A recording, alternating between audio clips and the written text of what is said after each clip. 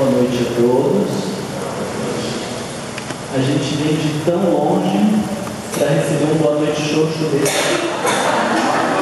Vou dar mais uma chance para vocês, porque veja, a gente vai falar de sofrimento. Se começa desse jeito, vocês imaginem como que a gente termina, com suicídio. A nossa proposta é de fazer uma reflexão sobre um dos capítulos do livro Refletindo a Alma, que nós escrevemos. E a partir dessa reflexão nós podemos olhar para o sofrimento na nossa vida. Eu imagino que não seja só das grandes capitais esse tema do sofrimento na vida de todo mundo. Alguém que já passou por um sofrimento, pelo menos na sua vida, levanta a mão, deixa eu ver. 2, 3, mais que 5. Todos nós, a ponto de alguns filósofos dizerem que viver na Terra é sofrer, ou de que ninguém passa pela Terra sem se deparar com o sofrimento. Então nós vamos buscar entender este sofrimento e as nascentes do sofrimento pela perspectiva do Espiritismo, e a isso nós vamos trazer alguns elementos da psicologia, que Joana de Ângeles chama da psicologia espírita, para interpretarmos um pouco melhor a nascente destes sofrimentos. Se vocês tiverem alguma dúvida, algo que não ficou claro, por favor, levanta a mão, pergunta para que a gente possa esclarecer. É melhor que vocês saiam daqui com metade dos slides, mas que entendam do que eu passar todos os slides, vocês saírem mais confusos do que chegaram. Combinado assim? Essa combinado? Ótimo. Então, para a gente começar, nós vamos trazer alguns elementos, 3 elementos que se encontram na codificação kardeciana e que são fundamentais para a nossa reflexão. O primeiro é a respeito do objetivo da vida terrena.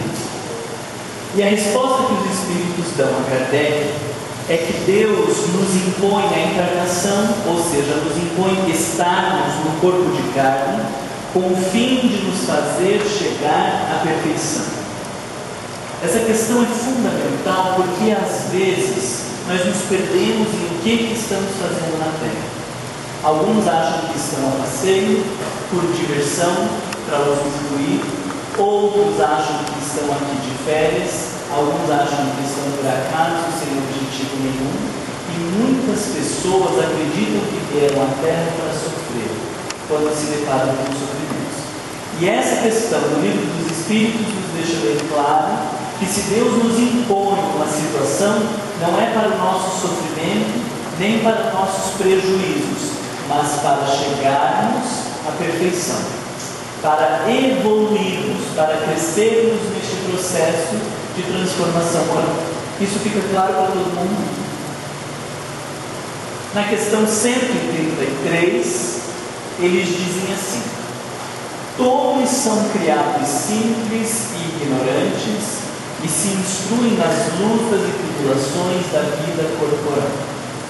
Então, quando eu olho alguém que parece estar à frente, ou numa condição melhor, ou mais desenvolvido do que a minha situação, se todos foram criados simples e ignorantes, ou seja, se todos nós somos criados iguais, e nós olhamos que as pessoas estão em condições diferentes, por que estamos em condições diferentes?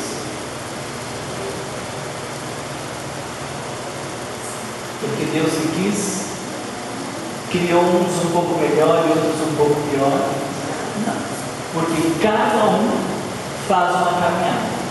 Alguns ficam se atrapalhando no meio do caminho, outros perdem o norte porque querem brincar, e outros levam a sério a caminhada.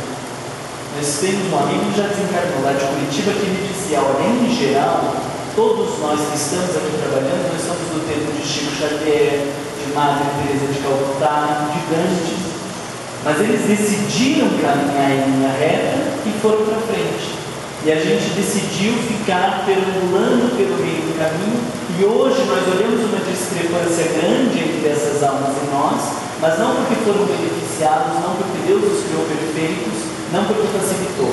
Todos fomos criados iguais, mas fizemos escolhas diferentes ao longo da nossa vida. Isso de alguma maneira nos responsabiliza, porque a gente olha alguém que está numa situação de menos sofrimento, de mais desfrute ou de mais sofrimento, e E nós invariavelmente atribuímos aos espíritos, a Deus, ou Deus me abandonou, ou algo assim. E essas questões nos fazem entender que todos nós estamos na mesma caminhada. E se estamos em lugares diferentes, é porque fizemos escolhas diferentes. Ainda dentro dessa introdução, no Evangelho, capítulo 5, item 3, Kardec dirá assim: as vicissitudes da vida derivam de uma causa, e pois que Deus é justo, justa há de ser esta causa. Isso de que cada um deve bem compenetar-se. Então, se nós estamos falando de uma situação de sofrimento ou de dor que eu viva hoje, se sou eu quem vive este problema no meu casamento, por exemplo, de quem é a responsabilidade por essa situação? Responda: do marido. Não é isso que as mulheres adoram falar? E o marido diz que é de quem? Dele mesmo, né? Não, da esposa. Vocês já viram algum casal que terminou a relação e disse: nós terminamos porque eu não tive paciência suficiente de lidar com os defeitos, ou não consegui aceitá-lo do jeito que ele é? Viram alguém falando isso? Porque a gente sempre incrimina o outro e queremos responsabilizar as outras pessoas pelo nosso próprio sofrimento. E quando nós olhamos para essa questão de que Deus é justo e de que se existe um efeito, existe uma causa justa, se eu estou sofrendo, então só existe um responsável por este sofrimento, que sou eu mesmo. Não dá para responsabilizar marido, nem filho, nem esposa, nem os obsessores, nem Deus, nem ninguém. Porque se alguém fosse responsável pelo meu sofrimento, então Deus não seria justo. Concordam comigo? Entender na teoria é bem fácil, não é? Agora, levar para a nossa vida esses conceitos é que são eles. Mas ainda assim, eu queria trazer para vocês outro item do Evangelho, porque nós, então, vamos aprendendo a assumir a responsabilidade pela nossa vida. E nesse capítulo 5 das causas das aflições, Kardec vai dizer que para todas as causas que não encontramos no momento presente, nós vamos encontrar aonde? Em encarnações passadas. E aí, de repente, a gente adorou essa ideia de encarnação passada. Porque se eu falar de um problema no meu casamento e de posturas que eu tenho agora, eu vou ter que mudar essas posturas. Mas se eu falar que é porque eu taquei pedra na cruz, eu já taquei a pedra na cruz e agora não tem mais nada para fazer. Tem uma alma penada lá no nosso centro espírita, que quando ela estava numa situação difícil, ela dizia: eu devo ter dançado a dança do bem na mesa da Santa Ceia. De alguma maneira, é uma tentativa de se desresponsabilizar, porque foi lá atrás. Então agora eu não preciso fazer nada, eu não preciso me modificar, eu tenho que apenas sofrer. E a perspectiva que o Espiritismo traz é muito diferente disso, porque se eu enxergar agora, então eu preciso obrigatoriamente mudar as minhas atitudes. E Kardec parece que já antevendo que a gente ia gostar de responsabilizar as encarnações passadas, escreveu um texto belíssimo que eu trouxe aqui um trecho para compartilhar com vocês. Quantos homens, vamos fazer assim, todo mundo fica de pé, e aí eu vou lendo. Se vocês se encaixarem, vocês vão sentando, para a gente ver se sobra alguém no pé. Melhor não? Melhor não. Vai constranger, porque vai ter alguém que vai ficar de pé e que vai querer dizer que ele não tem nenhum desses problemas. Aí vai constranger, porque a gente vai ter que falar umas verdades para a pessoa. Olha o que Kardec diz, vá pensando no seu dia. Quantos homens caem por sua própria culpa, vítimas de sua imprevidência, de seu orgulho, de sua ambição? Aqui já não sobra ninguém. Quantos se arruinam por falta de ordem, de perseverança, pelo mau proceder, ou por não terem sabido limitar seus desejos. Quantas uniões desgraçadas, porque resultaram de um cálculo de interesse ou de vaidade, e nas quais o coração não tomou parte alguma. Quantas dissensões e funestas disputas se teriam evitado com um pouco de moderação e menos suscetibilidade. Quantas doenças e enfermidades decorrem da intemperança e dos excessos de todo o gênero. Vocês vejam que Kardec estava falando de doenças que decorrem das nossas posturas emocionais muito antes de existir a psicologia e o que a gente chama de psicossomática, que é a linha da psicologia que estuda as posturas mentais e as emoções que refletem no nosso corpo físico. Muito tempo antes, Kardec já falava dessas posturas que geram doenças, que geram enfermidades, que geram dissensões, que geram comprometimentos nas nossas relações e que de alguma maneira nos responsabilizam pela nossa própria vida. Deu uma pesada no ambiente agora, não deu? Sem sentido que deu, né? Porque de alguma maneira a gente está enxergando que somos muito mais responsáveis pela nossa vida e pelo sofrimento que nos deparamos do que nós gostaríamos de ser. Então, para a gente concluir isso, eu trouxe duas frases. A primeira, para nós pensarmos que a compreensão espiritista a respeito da vida e do sofrimento nos faz crer que ninguém está no mundo para sofrer. Isso fica claro, né? E que o sofrimento é apenas um método pedagógico próprio do planeta terrestre. O que nós queremos dizer com isso? Que infelizmente eu escolho o sofrimento como uma ferramenta para o meu aprendizado, quando que em geral a gente cuida da alimentação.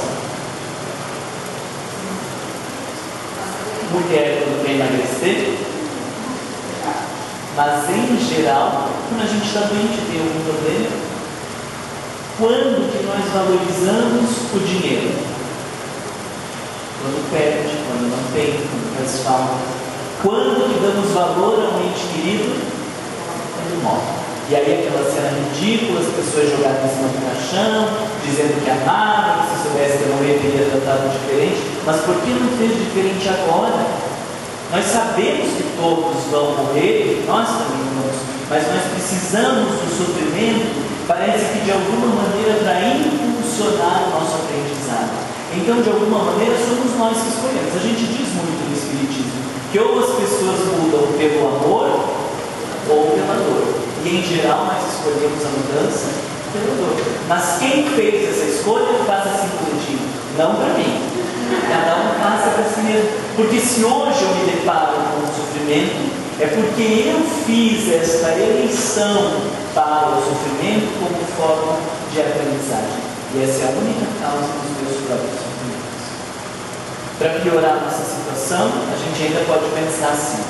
A partir da visão psicológica de Allan Kardec, conclui-se que na raiz de qualquer sofrimento será encontrado sempre como autor o próprio Espírito, nós mesmos. No presente ou no passado, consciente ou inconscientemente, as origens do sofrimento estão sempre naquele que padece, no recôndito do seu ser, nos painéis profundos da sua consciência. Então, de alguma maneira, resumindo tudo isso, nós estamos aprendendo a nos responsabilizar por todas as dores que de alguma maneira nos chegam, de que existe sempre algo a aprender dessas experiências. Mas o que eu preciso aprender nessas experiências tem a ver com o motivo. Porque, por exemplo, eu posso estar num casamento horroroso e às vezes as pessoas, em especial as mulheres, dizem: eu tenho que sofrer. Mas será que tem mesmo? Será que o aprendizado é ficar naquela relação? Ou talvez o aprendizado seja conseguir dizer não, dar uma outra nota para a relação, conseguir impor alguns limites ou mudar algumas circunstâncias? Quando eu tenho um filho difícil, será que o que eu tenho que sofrer é de ficar padecendo e deixar o meu filho fazer o que quiser comigo, gerando sofrimentos, ou o aprendizado pode ser conseguir se impor, reconhecendo quem que é a mãe e quem que é o filho, e não ter medo do que os outros vão pensar ou vão achar, se vai me amar ou não vai me amar. Vocês conseguem entender que para a gente situar qual é o aprendizado, eu preciso entender primeiro qual é o problema que gerou aquela situação. E aí, para nós entendermos qual é o problema, existe uma questão no Livro dos Espíritos que é fundamental. Eu imagino que vocês já tenham lido, mas não refletido como a gente vai tentar refletir. Na questão 913, Kardec pergunta assim: dentre os vícios, qual se pode considerar radical? Então veja o percurso de Kardec. Ele já tinha entendido que nós é que geramos os nossos próprios sofrimentos, que nós somos responsáveis pelas nossas dores. Ali, vícios, eu trouxe a definição para vocês, porque a gente confunde vício, vai achar que é o cigarro, álcool, drogas, não. Vício se fala de um defeito ou imperfeição de uma pessoa, disposição para cometer o mal, ações contra a moral, costumes supérfluos, prejudiciais ou censuráveis. Isso é que é vício. Então ele já tinha entendido que a partir destes vícios é que nós criamos e geramos problemas na nossa vida. Porque se não tivéssemos esses vícios, nós não teríamos esses problemas. Isso vocês estão acompanhando? Então, de todos os vícios que existem na minha vida, Kardec está perguntando assim: existe um que seja a nascente de todos os outros? Porque se a gente achar a nascente de todos estes outros, nós vamos conseguir delinear da onde nascem todos os nossos sofrimentos. Vocês conseguiram acompanhar o raciocínio? E aí vocês acham que tem um ou não tem? Se tem, o que vocês acham que é? Fala aí para pensar. Orgulho, egoísmo, o que mais? Vaidade, egoísmo. Algo mais? Ganância. Ignorância. Olha o que os Espíritos respondem. Se vocês depois quiserem essa apresentação, posso mandar por e-mail para vocês, tá? Nós o dissemos muitas vezes, o egoísmo. Quem falou egoísmo pode sentar aqui no banco da frente. Presta atenção no complemento da resposta. Daí, do egoísmo, deriva todo o mal. Estudai todos os vícios e vereis que no fundo de todos está o egoísmo. Inutilmente os combatereis, ou seja, os outros males, e não conseguireis extirpá-los enquanto não houverdes atacado o mal em sua raiz. Tendam todos os esforços para ele, pois esta é a verdadeira chaga da humanidade. Quem aqui é egoísta? Levanta a mão para mim. Poucos. Os outros são e não sabem que são. Porque assim que nós estamos divididos, naqueles que sabem que são egoístas e naqueles que não sabem que são. Mas dos que dizem que sabem que são, se a gente for perguntar em que momento você é egoísta, a gente tem dificuldade. A gente diz, eu sou orgulhoso, eu sou egoísta. Mas se for pensar quais são as atitudes que eu tenho que são atitudes egoístas, em geral a gente tem dificuldade de dizer. Mas deixa eu fazer uma pergunta para ajudar vocês a responder. Primeiro eu vou trazer a definição, depois eu faço a pergunta. Porque a definição parece uma coisa horrorosa. Olha o que o dicionário define egoísmo: amor exagerado aos próprios valores e interesses em despeito dos de outro. Alguém aqui tem amor exagerado aos próprios valores e interesses em despeito dos demais? Por exemplo, na última semana ou no último mês, talvez até no último ano, vocês viram alguma notícia de pessoas com problemas, com sofrimento, com dificuldade, de guerra, alguma coisa assim? Viram? E o que vocês fizeram para ajudar? Nada. Então isso é egoísmo. Nós conseguimos ver as pessoas sofrendo muito próximo de nós e continuar a nossa vida como se nada tivesse acontecendo. Mas quando é o meu filho, aí a gente mobiliza mundos e fundos. Se é a minha mãe, o meu amigo, porque daí de alguma maneira eu estou falando do meu interesse, aí a gente se mobiliza. Mas se não tiver o meu interesse, nós queremos mais que se exploda. E quando que começa a grande mobilização de apoio às pessoas contaminadas com AIDS? Foi alguém que olhou e disse: nossa, esse pessoal está sofrendo mais, vamos fazer alguma coisa? Foi? Não, quem que foi? Foram as próprias pessoas e familiares envolvidos com AIDS. Câncer de mama, foi um homem que começou a campanha de prevenção ao câncer de mama? Se foi, é porque ele perdeu a mulher com câncer de mama. Mas não foi. São as mulheres que sofreram com isso e que de alguma maneira estiveram mobilizadas. Então, quando toca nas nossas questões, a gente se move. Mas se não tocar nas minhas questões, a gente não caminha. Eu lembro de uma situação em Curitiba que tinha uma senhora bem velhinha no chão, assim, encostada no poste, vendendo aqueles papeizinhos com agulha, fiozinho e tudo, né? E aí ela estava oferecendo e o paciente disse: não, muito obrigado. Sabe como alguém assim está agradecendo, ela está oferecendo, mas eu não queria. Como assim? Uma senhorinha que talvez devia ter 60, 70 ou pode ter 80, que em geral, mal cuidados, parecem mais velhos, né? Mas se fosse a minha avó, eu conseguiria passar e dizer: não, muito obrigado? Ela não é a minha avó, mas ela é a avó de alguém. Ela é mãe de alguém.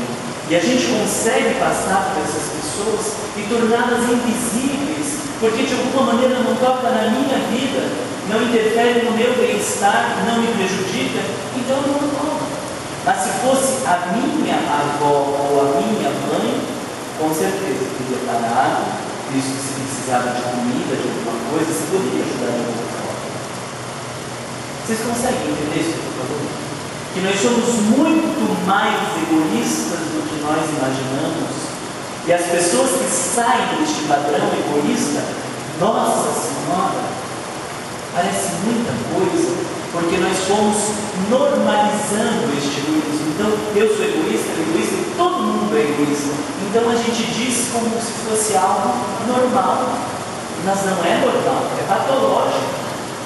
Embora seja comum. Mas um monte de loucos dentro de um hospital psiquiátrico não nos torna sãos.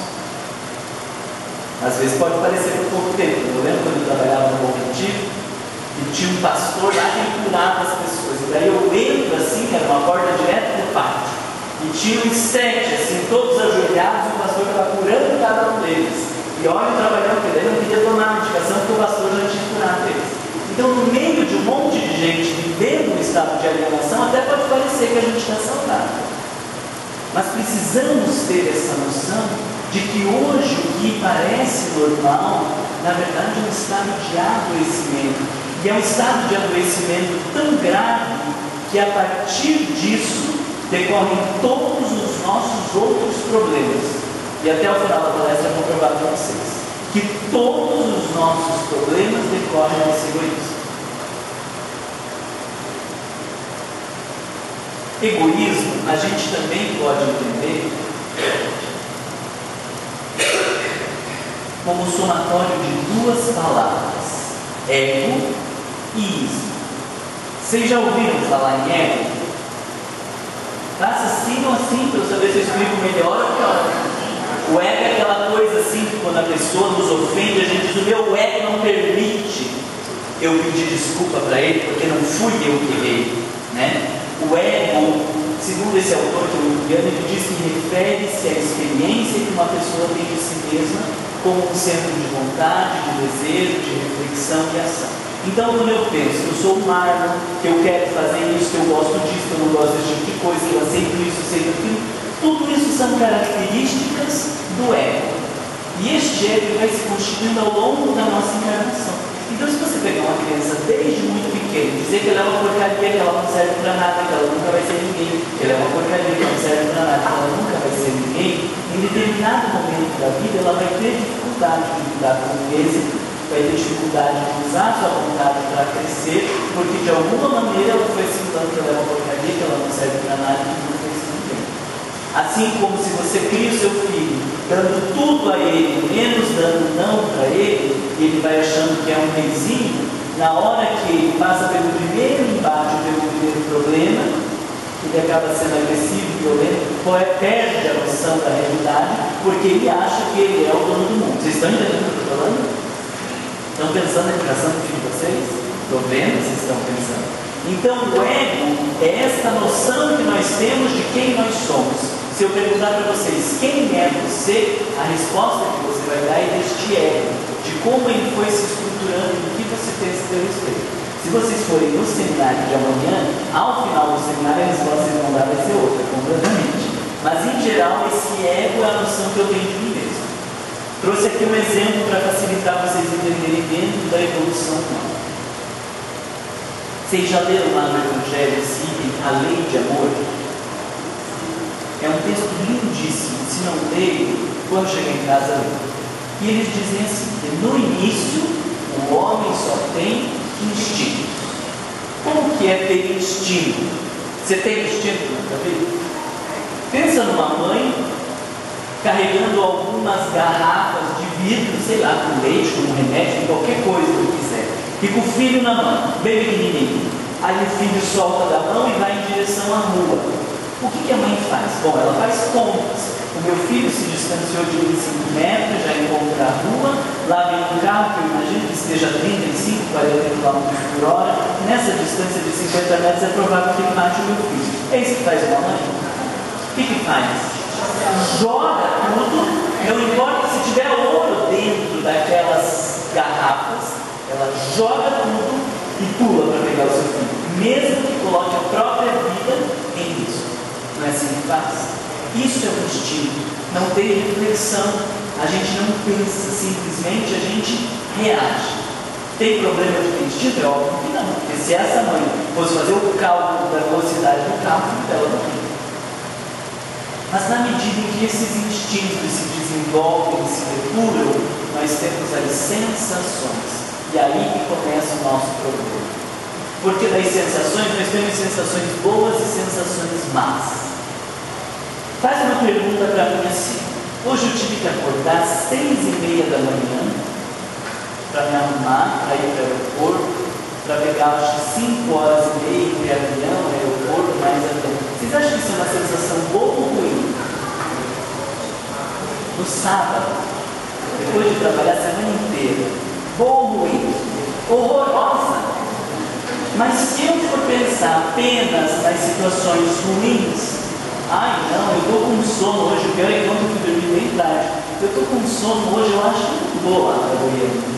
Dá para ter vida desse jeito? Se todo dia ele tocasse o despertador de manhã, você ficasse perguntando se você está com sono ou não, para decidir se vai trabalhar ou não, você vai conseguir parar em algum emprego? Eu espero que não tenha alguém aqui que faça isso, né? Ou se vai, desculpa de dar outro exemplo. Mas não vai parar em emprego nenhum, porque está sendo irresponsável.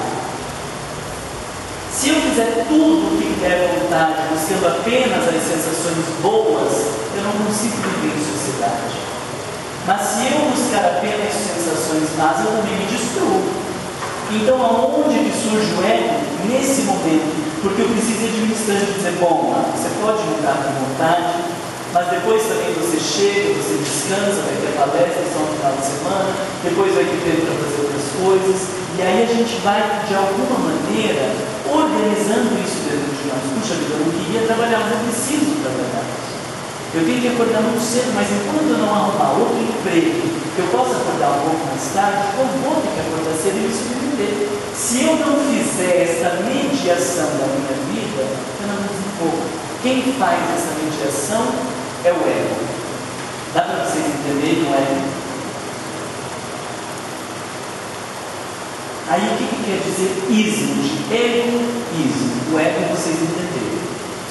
Essa palavra ismo, ela serve para muitas palavras, como espiritismo, ciclismo, paraquedismo, mas existem algumas em especial que se referem à intoxicação, adoecimento. Nós estamos falando de algo estragado, deformado, pervertido. Então, junto a essa noção de adoecimento com o ego, nós vamos dizer que é um ego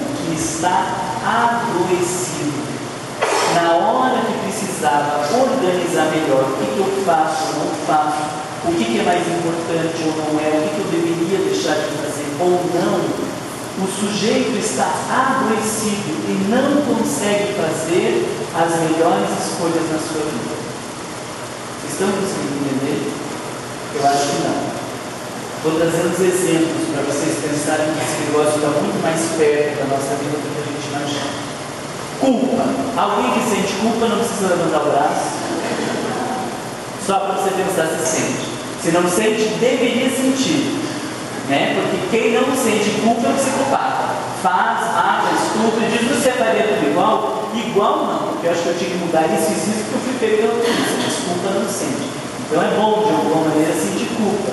Mas o que tem a ver a culpa com esse ego que eu estou falando para vocês? Como que o ego está estragado ou está pervertido em relação à culpa? Viu que você não está entendendo?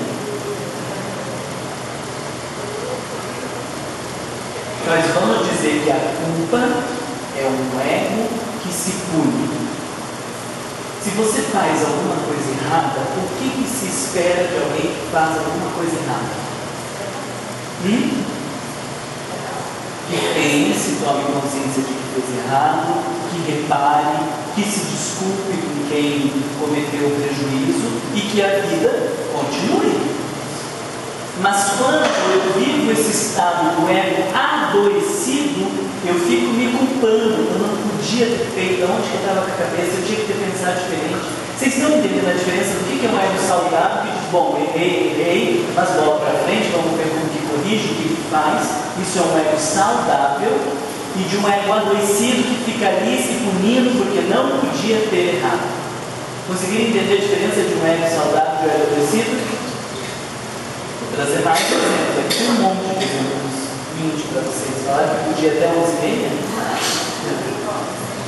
Ciúme. Alguém que tem ciúme? Não levanta o braço. A senhora foi coçar a cabeça do lado.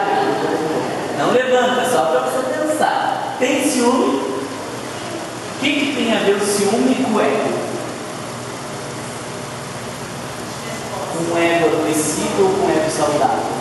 Sentimento de posse. Então a gente vai dizer que é um desejo de posse do ego. A gente não acha que está com aquela pessoa e que ela quer estar com a gente acha que ela é nossa. Nossa não, minha, né? Porque é bem demarcado, minha. E aí o garotão sai lá com a garotinha e o outro olha, passa um olhar, cerca a menina e aí ele diz: gostou? É minha.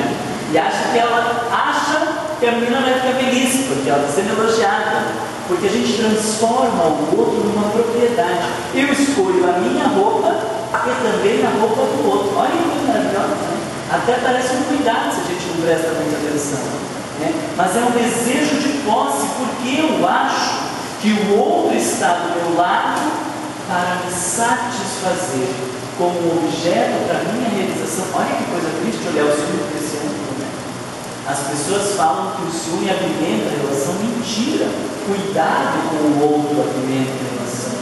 O olhar, o desejo em relação ao outro apimenta a relação. Mas ciúme é desejo de posse, não apimenta nada, bota fogo e destrói. Inveja. Espírita não tem inveja.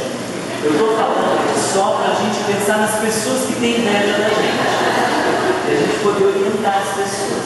Uma vez eu terminei uma palestra e de fato estava inspiradíssimo naquela palestra.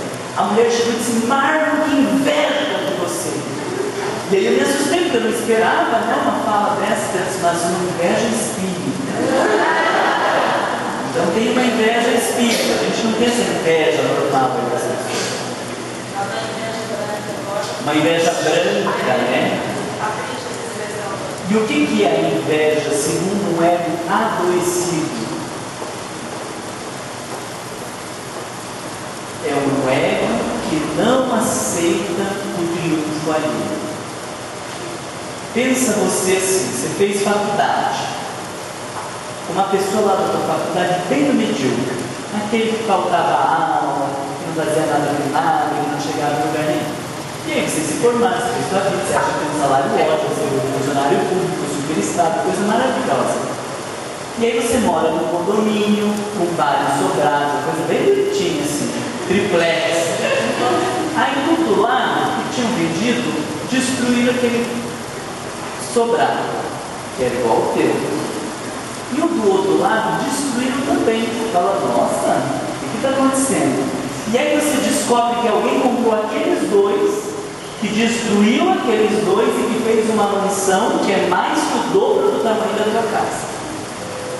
E no dia da mudança, quem vem no caminhão da mudança é o seu amigo. Aquele medíocre de 10 anos atrás, da faculdade, você dava nada, que achava que não ia chegar no ganho. É óbvio que você tem certeza que ou ele é o motorista ou ele é o ajudante da mudança. E aí quando você vai tirar com a cara dele, ele é o dono da mansão, que é mais o dobro da tua casa que você achava que você estava bem. Por que uma pessoa invejosa faz uma situação como essa?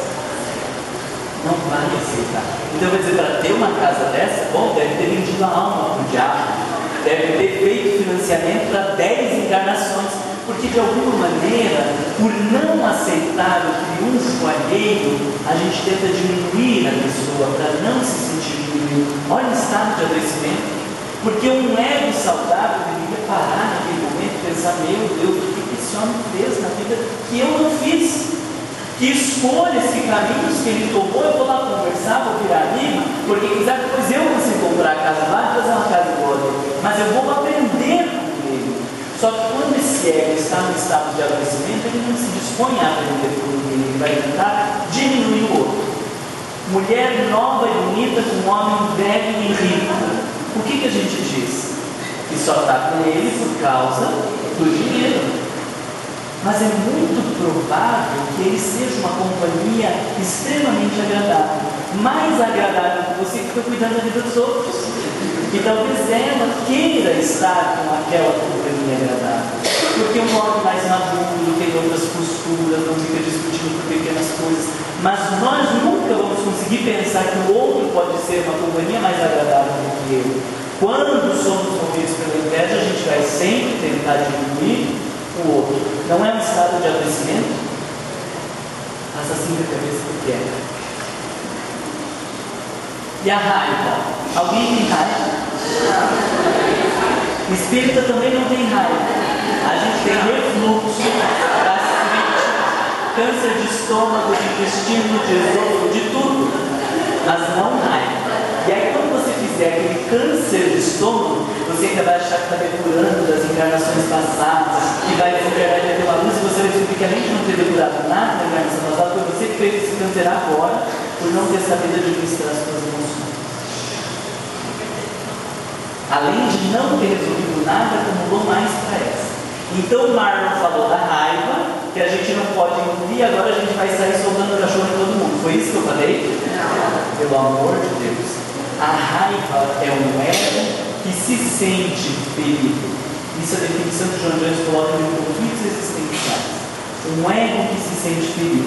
Então se alguém de vocês se levanta e fala, poxa, essa palestra está uma porcaria.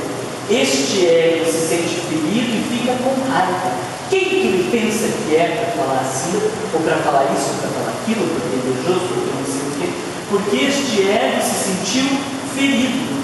E a gente se sente ferido por coisas muito pequenas. Por exemplo, eu estou andando, não sei se vocês têm problema de trânsito, aqui é uma cidade pequena ou é grande? Tem problema de trânsito ou não? Aí você saiu atrasado para um compromisso importantíssimo e tem uma alma na sua frente que obviamente não está atrasada, não tem um compromisso importantíssimo igual você e decide no meio da faixa, porque ela quer andar no meio da faixa, e não existe nada que proíbe ela de andar no meio da faixa, e ela quer andar 40 km por hora. E você precisava andar talvez uns 65, 70. A gente não fica com raiva? Fica. Mas veja só, com ódio, né? Eu estou na via pública, onde todos têm os mesmos direitos, mas naquele dia, quando eu estou atrasado, o sujeito da frente deveria andar na minha velocidade. Por que eu não posso andar na velocidade dele? Certa vez o moço me disse assim, quando tem alguém na frente, eu não buzino, eu só dou um sinalzinho de luz para o cara se despertar. Eu disse, quando dá um sinal de luz atrás de você? Daí eu dou uma freadinha para ferrar o cara atrás. Então no domingo, que daqui eu quero andar mais tranquilo, que talvez esteja lá no meio da faixa, pensando na vida, vida e alguém quer andar rápido, aí não. Porque hoje, nesse dia, neste horário, eu quero andar nessa velocidade. Como se todas as pessoas que estão em volta de nós devessem andar na mesma velocidade que eu escolhi. Não é adoecimento, é? Gente, depois disso, vocês nunca mais vão se irritar no trânsito. Porque a hora que começar a dar aquela perguntinha, vocês vão pensar: meu Deus, eu estou querendo que o outro ande na minha velocidade. Deixa eu baixar minha bola. Eu que tivesse acordado mais cedo, eu tivesse saído antes, eu tivesse me programado, eu tivesse feito outra coisa, mas eu não posso culpar o outro por eu estar numa situação inconveniente. Vocês conseguem entender o estado de adoecimento desse ego de achar que todo mundo tem que andar ao meu tempo? E medo. Vocês têm medo? Se parece um leão aqui atrás, a gente deveria sair correndo. Isso seria um estado saudável. Mas existe uma parte do medo muito importante de ser pensada, que é um medo ligado à sobrevivência do ego. Esse ego que deseja se esconder. Por exemplo, quem tem medo de vir fazer palestra aqui na frente? Ou fazer uma oração aqui na frente? Alguém tem medo de fazer? Tem. Esse eu vou pedir para levantar o braço para olhar bem na cara de vocês. Quem tem medo de fazer palestra e oração aqui na frente? Olha, Maria, isso. Corre risco de vida de vir fazer uma palestra ou oração aqui na frente, e se a oração for feia, mata a gente, leva lá para trás, põe naquela salinha e faz alguma coisa, não corre risco de vida. Se aparece um leão aqui, a gente corre risco de vida e precisa ter medo. Mas para fazer uma palestra, não corre risco de vida. Mas quem está correndo risco de vida? O ego. Vai que eu programei a primeira palestra que eu fiz, eu tinha 13 anos de idade. Programei 45 minutos de exposição. E em 14 minutos eu tinha terminado a palestra. Eu tenho medo daquele negócio, fomos desesperados, com vertigem, não sabia para onde queria. Em 14 minutos eu terminei aquela palestra. Aí a primeira foi horrorosa, e agora a segunda já está sobre o caminho.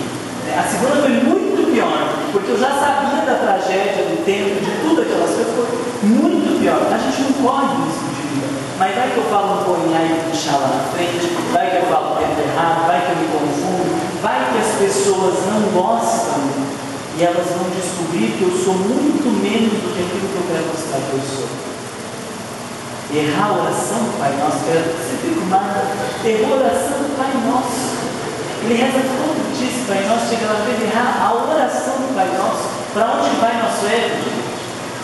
Talvez ele vai assumir o tamanho que verdadeiramente ele deve ter, mas a gente faz um tamanho enorme, porque todo mundo que vai lá na frente a gente critica, porque tinha que ter feito isso, porque não sei o quê, até parece que a gente é maravilhoso, mas aí se a gente for lá, a gente vai ter que diminuir esse ego, fica bem pequenininho, e aí correndo esse risco de vida a gente não quer se arriscar. Qual o risco de vida que a gente corre de dizer para alguém que a gente ama? Se for para um outro homem, então, meu Deus do céu, pode levar um soco, mas morrer não vai. Mas o nosso ego fica ferido do que o outro vai pensar, do que o outro vai achar. Mas quando morre, a gente se arrepende de não ter dito que amava, que sentir como um irmão, que queria aquela pessoa muito bem. Daí fica essa situação que eu falei para vocês, ridícula, não caixão. Não corremos risco de vida de pedir desculpa, de pedir perdão, mas parece que o coração acelera de um jeito como se a gente estivesse indo para fora.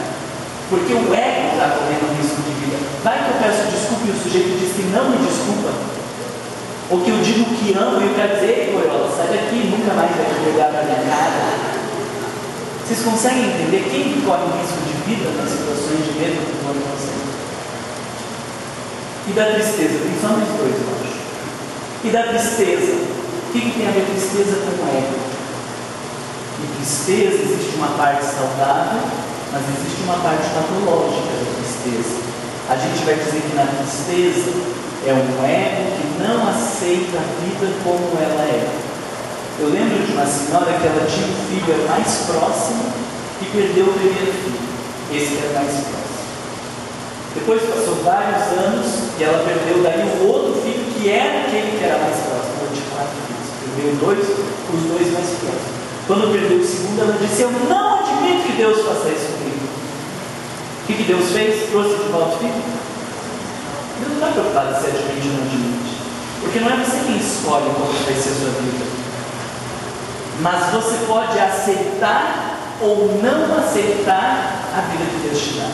E quando a gente entra na tristeza patológica, ou talvez nos quadros depressivos, na maioria dos quadros depressivos, a gente não pode falar de todos, mas na maioria dos quadros depressivos tem uma situação de revolta, do sujeito dizendo, essa vida que você quer que eu viva, essa eu não vou viver. No fundo não tem uma arrogância enorme? Como assim? Deus tinha que ter me perguntado se eu quero perder um filho ou não, e qual deles que eu quero. Mas Deus não me perguntou. A gente não está se colocando nem lado a lado com Deus. A gente está se colocando acima de Deus. Como se Ele estivesse para nos servir. E quando Ele não nos serve do jeito que a gente quer, a gente se revolta. Olha que ridículo que se for parar para pensar, como é. Não aceitar a vida como ela é, mas a vida não está aqui para ser aceita ou não aceita, ela está aqui para ser bem vivida. E então, ao invés de reclamar ou de esbravejar, nós vamos perguntar o que Deus quer me ensinar nessa coisa. Mas eu não tenho o direito de escolha. Conseguem entender o que eu estou falando? Vocês acham que é duro nisso? Mas a vida é dura com a gente, ela não nos pergunta. E aí, se nos acontece, e como dizemos inicialmente, somos regidos por um Deus justo e bom, então, mais do que reclamar ou não esbravejar, eu preciso perguntar o que Deus quer me ensinar com essa situação. Consegue entender a diferença de um ego saudável e aborrecido? O ressentimento, e a indiferença? Eu já falei, fica admitir o ego que não consegue admitir o ocorrido. A gente fica rebobinando aquela coisa, eu não podia ter feito isso, não devia ter feito isso, onde eu estava com a cabeça, eu sou um mundo mesmo, e fico ressentindo quando o outro nos faz, e a gente diz quem que ele pensa que é, ele não podia ter falado isso para mim, ele não podia ter agido dessa forma, nós ficamos ressentindo aquela coisa. Meu Deus, já aconteceu, já falou, digere, fala o que tinha que falar e bola para frente, porque a vida precisa continuar. Mas quando nós estamos nesse estado adoecido, a gente fica ressentindo. É muito próximo da culpa. E a indiferença? Essa foto vocês já tinham visto? Ela foi prêmio de muitas coisas, essa foto. Fantástica, ao mesmo tempo horrorosa, né? Porque o abutre, o urubu, sei lá o que é, está só esperando o menino morrer para se alimentar dele. E a gente consegue ver uma cena como essa e continuar nossa vida como se nada tivesse acontecido. E aí uma vez eu terminei a palestra, um moço disse, mas eu dou R$30 pro médico sem fronteira para ajudar lá na África. Eu estava tão... Eu falei assim, você não tem vergonha de falar isso? Que você dá R$30 pro médico sem fronteira e você acha que você está fazendo a tua parte. É porque a gente faz caridade, vocês fazem caridade sem espírita? Aquela de uma vez por semana, fazer sopa, vocês trabalham, nem isso vocês fazem. Meu Deus do céu, nem se eu ia criticar isso, nem isso vocês estão fazendo, está feio o negócio. Porque aquela caridade, uma vez por semana, 2 vezes por semana, ainda é muito pouco perto de tudo que a gente podia fazer. Quanto de mensalidade vocês pagam no centro espírita? R$10? Sabe quanto os evangélicos dão? 10% do salário. E assim, eu tenho uma diarista que ela é adventista, ela ganha R$1.000. O salário dela não é R$1.000, o salário dela é R$900. Porque primeiro ela tira os R$100 que é da igreja e ela vai viver com 900, porque a gente ainda dá nada. É 100, mas nesse mês deu uma apertadinha aqui, deu outra ali, a gente tira, mês que vem a gente repõe, daí vai juntando um monte, tem que repor, a gente já esquece, abandona e deixa. Não, ela tira os R$100, dá para a igreja e vai viver com os 900. Quando eu ouvi isso, eu fiquei com tanta vergonha que eu dava R$20 E eu falei, meu Deus, eu sou o patrão dela, eu pago o salário dela e ela dá R$100 para a igreja que mora no meio da favela e eu acho que dou R$20 para o centro espírita. E me deu uma vergonha tão grande de parar para pensar, gente, o que a gente faz? E ainda que na igreja evangélica, o pastor que usa, que abusa, sei lá o que ele faz, no centro espírita em geral, a gente tem uma política de transparência, tem conselho, aí que a gente queria dar mais dinheiro ainda para fazer o trabalho de caridade, mas a gente não faz. porque nós olhamos apenas para a nossa própria condição. Então a gente diz que na indiferença é um ego que não quer ver. Vocês imaginem se todos nós, e aqui é um grupo pequeno, se todos nós dessemos 10% do nosso salário, quantos trabalhos assistenciais o centro não podia fazer? A arrecadação de um centro talvez ia ser de uns 20 mil reais, um monte de gente. Quantas coisas a gente não podia fazer, quantas casas a gente não podia construir, quantas famílias a gente não podia ajudar, quantos medicamentos não podia comprar. Mas enquanto não toca nas minhas questões, a gente não caminha. Concorda comigo? Então, para a gente caminhar para o final, eu trouxe aqui uma conclusão para vocês. Concluímos que o ego se corrompe pelo excesso de si mesmo. Agora vocês estão assumindo que a gente tem um excesso da gente mesmo, né?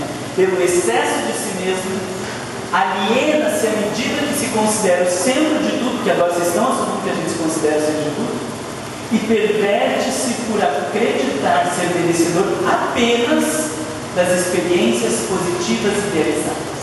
Então, só o que é de bom que vem para a gente, porque é de ruim. Não é um estado de adoecimento? É óbvio. E o que o Espiritismo propõe para este estado de adoecimento?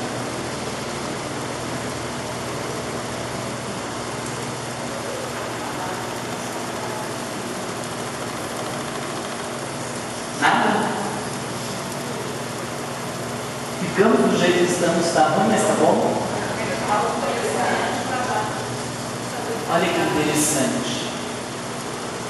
Lá na questão 917, Allan Kardec diz assim: o Espiritismo faz ver as coisas de tão alto que o sentimento da personalidade desaparece de alguma forma diante da imensidão.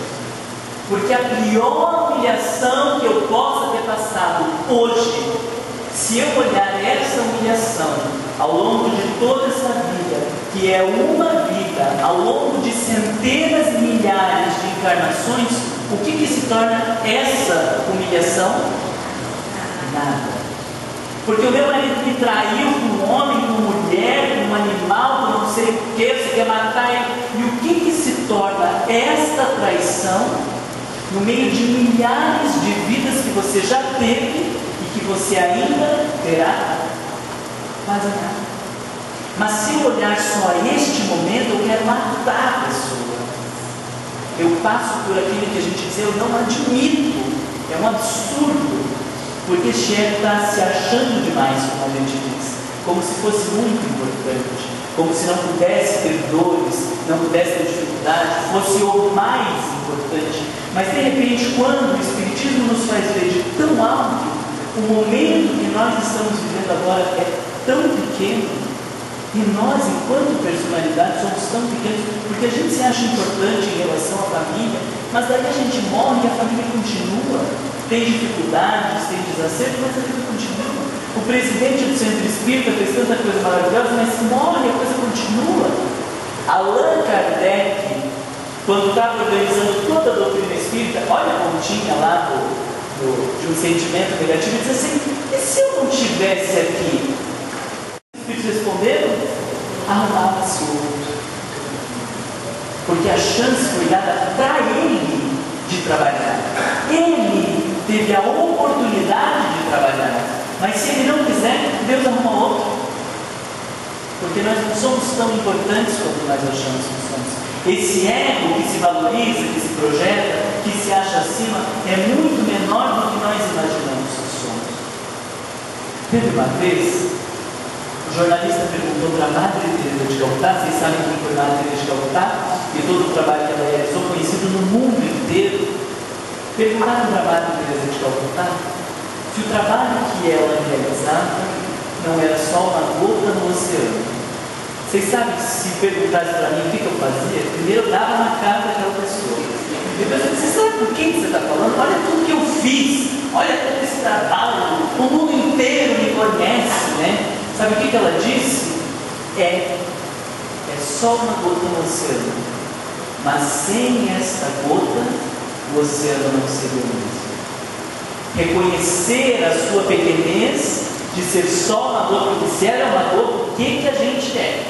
Né? mas reconhecer a sua pequenez sem se desmerecer, sem se agredir, sem se prejudicar. É um estado de equilíbrio do ego que não se coloca nem acima e nem abaixo de ninguém, mas que reconhece o seu pequenino lugar no mundo. Esse é o estado de equilíbrio, porque se nós nos colocarmos abaixo, nós estamos também no estado adoecido, e se nos colocamos acima, também estamos adoecidos, e deste adoecimento decorrem todos os males da nossa vida. Então, para que a gente possa concluir, eu trouxe aqui uma poesia para vocês, de Amélia Rodrigues, que fala deste lugar pequenino que todos nós podemos encontrar no mundo, e ao mesmo tempo deste lugar divino que todos nós podemos encontrar. E ela diz assim: meu Deus, meu Senhor, enquanto lá fora o desespero campeia e a amargura dizima, eu quero lhe dizer que gostaria de te servir. Gostaria de dar meu contributo em favor de um mundo melhor. Gostaria de ser grande e enorme para que a dor batesse em retirada da terra. Eu gostaria de ser como uma via láctea de estrelas, para que as noites da terra fossem mais belas. Mas ante a minha pequenez, Senhor, não podendo então ser uma via láctea, deixa-me ser um pirilampo na noite escura, iluminando a amargura de quem vive na escuridão. Eu queria ser a chuva generosa que caísse sobre a terra porosa e reverdecesse o chão, mas se eu não conseguir, eu te venho pedir para ser o copo de água fria, matando a sede, a agonia de alguém que está na desesperação. Eu queria ser como um jardim de flores, de todas as cores, para embelezar a terra, mas na pobreza que minha alma encerra, se eu não puder ser um jardim, deixa-me ser uma flor solitária na rocha colocada para dar beleza e dignificar a natureza. Eu queria ser um pedal maduro para refletir a mesa da humanidade com o pão, mas é demasiado para mim. Então eu lhe peço para ser um grão que caído no chão se transforme em 1 milhão e atenda a fome inteira da multidão. Eu gostaria de ser a montanha altaneira onde se tivesse a visão da terra inteira, mas como nunca o hei de conseguir. Aqui estou a pedir para ser uma pedra, pavimentando o caminho por onde seguem os heróis, ou uma escada para ajudar a subida dos homens. Mas se eu não lograr, deixa-me ser ao menos o primeiro degrau. Eu queria sim ser poeta, orador, esteta, artista, prosador, para cantar a magia, a poesia, a beleza da tua mensagem de eterna pujança, mas como me falta o estro, a palavra, a tinta, a empatia, eu te peço para ser o companheiro de uma criatura desertada, caminhando na estrada da alucinação, e dando-lhe a mão de sustento, dizer: olá, meu amigo, e ele olhando me possa perguntar quem sou, e eu lhe responder tranquilo: sou teu irmão, dá-me tua mão, irei contigo, sou teu amigo. Ó Senhor, muito obrigado por ter nascido, obrigado, Senhor, por ter creio em ti, pelo teu amor, muito obrigado, Senhor. Sejamos nós, meus amigos, as criaturas agradecidas a Deus pela oportunidade de estar na terra, que não façamos exigências, que não coloquemos condições para viver, servir e amar, que apenas aproveitemos deste momento para nos transformar e crescer. Pela atenção de vocês, pela oportunidade de estarmos juntos, muito obrigado.